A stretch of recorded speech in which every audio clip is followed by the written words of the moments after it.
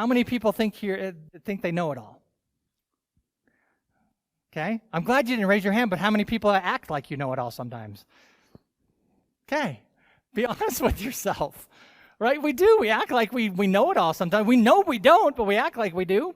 I love it as I'm trying to prepare and look at the large catechism, and I love how Luther puts it in there in the beginning in his preface. It's like, we are so lazy, we should be doing this all the time. If we truly understand what God has done for us, then we should be constantly looking at this regular basis. But we don't. How many people have read your small catechism or large catechism recently? Okay, but he said, thank you, Daniel. And I know that's true, actually. So, but we don't do it very well at all. But Luther tells us we should be doing it every day, because if we think we know what we're doing, we don't. And if we think we know what it says, we don't.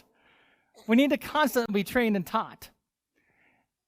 And sometimes we need to be corrected because we do some things wrong. Hey, you shouldn't have done that. And sometimes we need to be rebuked because we're massively wrong. That happens for all of us. And then therefore that leads us into what Paul is telling to the church in Galatia.